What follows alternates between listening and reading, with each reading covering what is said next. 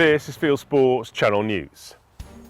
Lobbying by shooters and an MP's letter has made a police force U-turn on guns.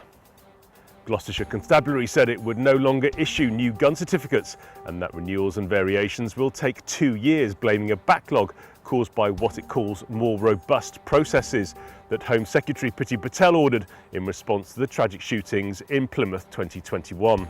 Now local MP Matt Bishop reports that the force has gone back on that commitment. He put a post on Facebook including the letter he is sending out to concerned constituents, showing that firearms licensing in the county will continue as normal. We think that it's great that the Gloucestershire shooting community were able to come together and put the pressure where it was needed. I'm really pleased that Gloucestershire Police have overturned the decision that they made that they weren't going to take any more applications for firearms certificates. That's a really welcome decision, but the ASC will be keeping the political pressure on Gloucestershire to make sure that this outrageous situation doesn't happen again. The police have a statutory duty to discharge the firearms licensing function, and that means they need to resource their firearms licensing units properly. Here's a gun grab story with a happy ending. In May 2024, Kent Pest Controller Lewis Deadman told us how police firearms officers refused to believe he wasn't a suicide risk.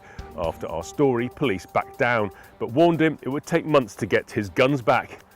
Once again, Layla, our semi-tame lawyer at the Fieldsports Advice Bureau, stepped in, and here is Lewis celebrating the return of his shotguns yesterday with a round of clays at Bisley. Many of you are going through certificate revocations, and we are dealing with a host of issues from medical to home security. Here's a revocation letter to one Fieldsports member who has held a licence for 44 years, being told his home of 19 years is no longer secure. Layla is on the case.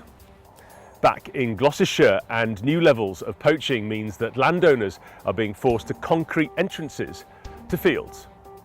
Landowners are putting concrete blocks in gateways so that tractors are the only vehicles that can enter them. The move follows an explosion in nighttime poaching events, with gangs running dogs on deer and hares. Meanwhile, Lincolnshire police arrested 8 people and seized 5 vehicles in response to suspected poaching. Police say they brought this vehicle to a stop by the dynamic teamwork of armed response vehicles and road policing unit crews. Recent events have highlighted how serious the consequences of poaching can be. FASC work with the police, partners and agencies to help tackle poaching, and we welcome any initiatives and actions such as the fitting of poacher blocks that help prevent these crimes. It's another set of embarrassing conservation results for the RSPB. The campaign group set about tagging 62 chicks at its Wader project in Lancashire's Forest of Bowland. Mainly because of its refusal to allow predator control, it lost 59 of them. The RSPB relies on what it calls predation fences. Local stoats and foxes outwitted charity staff, found their way through the fences and killed the chicks.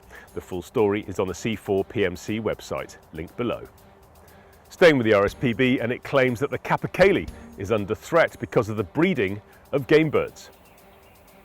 After years of bad conservation at a cost of millions of pounds of taxpayer and lottery money, the population of Capercaillie in Scotland has crashed from tens of thousands in the 1970s to around 500 today. The bird charity tried fencing out the foxes, but the birds crashed into fences when they flew. Now a Capercaillie emergency plan led by the RSPB is trying diversionary feeding at its Abernethy Reserve to keep the birds alive, putting out meat for foxes away from the nests. With numbers of the bird species still in freefall, the RSPB has lashed out at local shoots. It told Scottish Government that it is increasingly concerned about pheasant releases and game bird rearing near to Capercaillie SPAs. Best English shotguns sold well at Holt & Company's auction this week.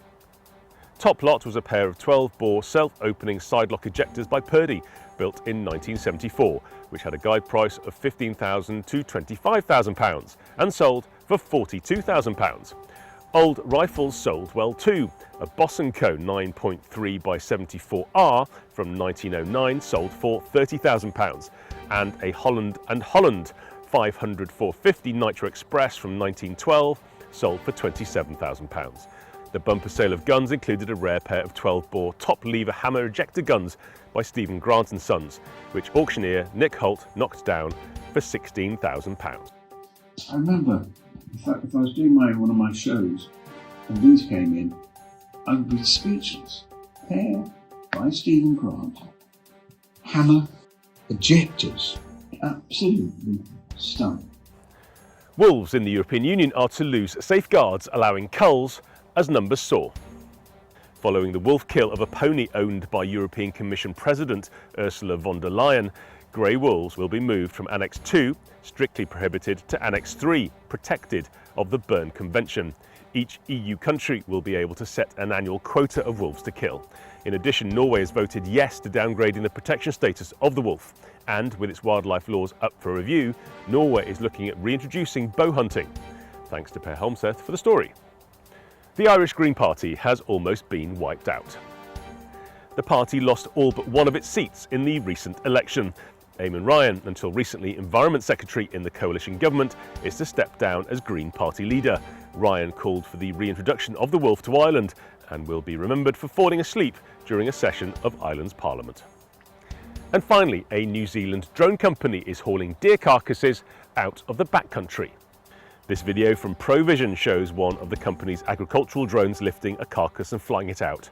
Showing the skills of the pilot, it even makes a perfect touchdown in the back of a UTV. You are now up to date with Fieldsports Channel News. Stalking the stories, fishing for facts.